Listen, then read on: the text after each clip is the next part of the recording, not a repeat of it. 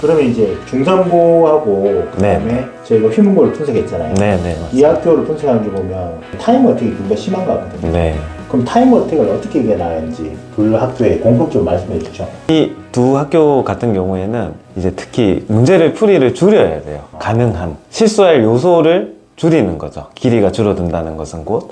그래서 이게 실수 빈도와도 연관이 있는데, 그러기 위해서는 어떤 풀이법을 사용해야 되는지를 집중적으로 이제 배워야 하는 겁니다. 이런 킬러 문제들은 일단 다 여기 학교들에서는 다뤄보는 게 맞다고 생각이 들거든요. 특히 이제 킬러 문제를 보실 때는 가나 다 이렇게 조건이 주어진 복합 조건 문제 있잖아요.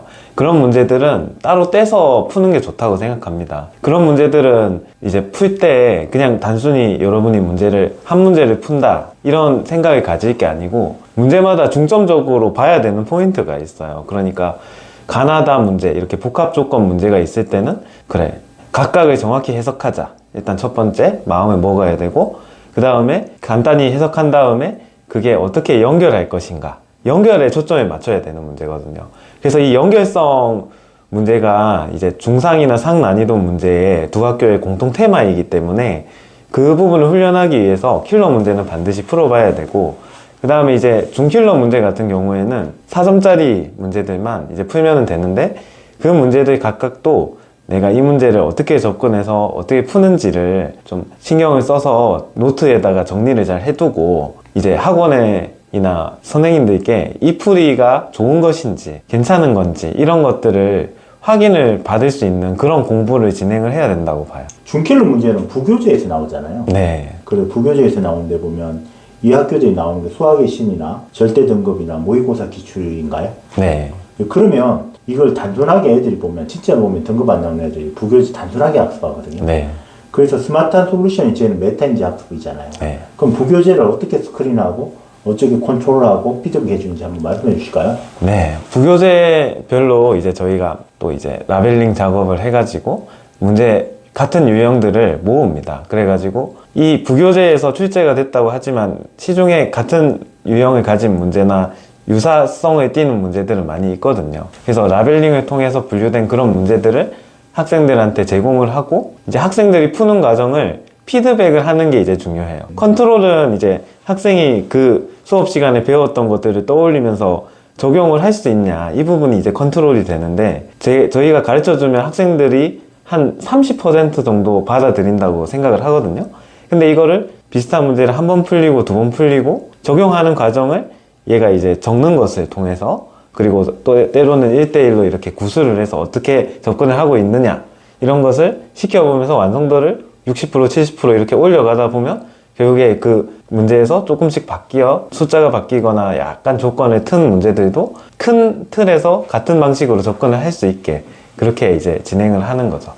그러면 이제 메타인지 학습법에서 선생님 말씀을 들어보니까 스크린을 철저하게 해야 되고, 컨트롤은 미세 조정을 통해서 하는데, 네. 피드백을 빠르게 돌리는 게 되게 큰 특징이라고 네, 생각합니다. 맞습니다. 그러면 이제 가장 중요한 시험을 앞두고 보면 애들이 보면 그 메타인지시는 사실 자신감 아닌가요? 맞습니다. 특히 그 수학적 자신감을 가지고 특히 보면 시험이 막 물리잖아요. 그것도 막 무너지는 것 같은데, 네. 그런 애들을 위한 한마디.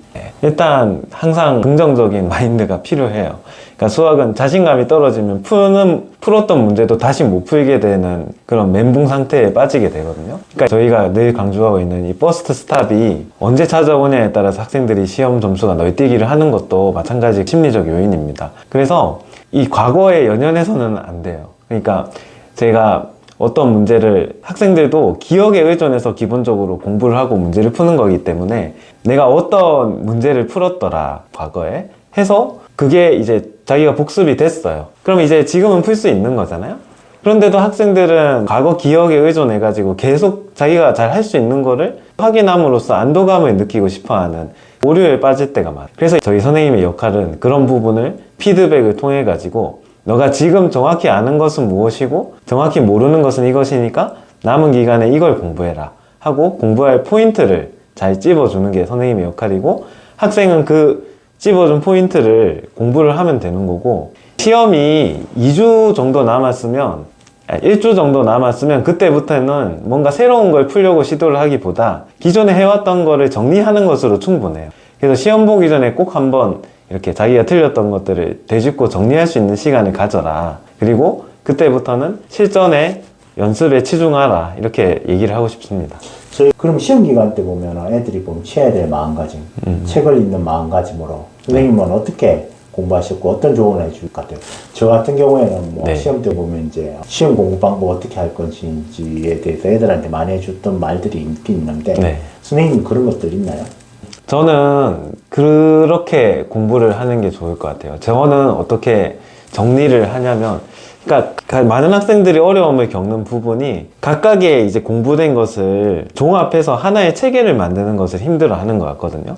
그러니까 뭐 이 단원 문제 풀 수 있어, 저 단원 문제 풀 수 있어, 괜찮아요. 그런데 시험에는 절반 이상의 문제가 이 단원과 이 단원을 섞어서 연결해서 나오는데, 그때 각각을 잘 한다고 하더라도 이렇게 연계된 거를 잘 푼다고 보장을 할 수는 없는 거거든요. 그러니까 모든 게 하나의 틀 안에서 연결되어서 돌아가야 하는데, 저는 어떤 공부법을 많이 썼냐면은 뭐 수학뿐만 아니라 다른 과목들도 제가 배운 그 내용하고 시험 범위에 어떤 단원들이 있는지를 머릿속에서 마인드맵을 그려보는 게 상당히 중요했던 것 같아요. 그래서 수학 같은 경우에는 첫 단원은 이거고, 두 번째 단원은 이거고, 세 번째 단원은 이거고, 거기 안에서 또 어떤 내용이 있고, 이렇게 계속 장가지를 뻗어가다 보면 어느 순간에 가지가 더 안 뻗어가는 것들이 있거든요. 그럼 내가 이곳은 잘 안 떠오르네, 이곳은 뭔가 부족한가 보다 하고 책을 뒤져보고 그 빈 곳을 채워놓고 하는 게 이 큰 틀을 잡는데 정말 큰 도움이 되었던 것 같아요. 그 선생님 보여주던 수학적 개념의 연계도 그 그림을 네. 말하는 거죠? 맞습니다. 그걸 늘 그리면서 나가야 된다? 네. 알겠습니다. 네. 오늘도 수고하셨고, 네. 그 다음에 선생님 이제 구독, 좋아요 한번 말씀해 주시죠. 네. 구독과 좋아요 부탁드립니다. 네, 수고하셨습니다. 감사합니다.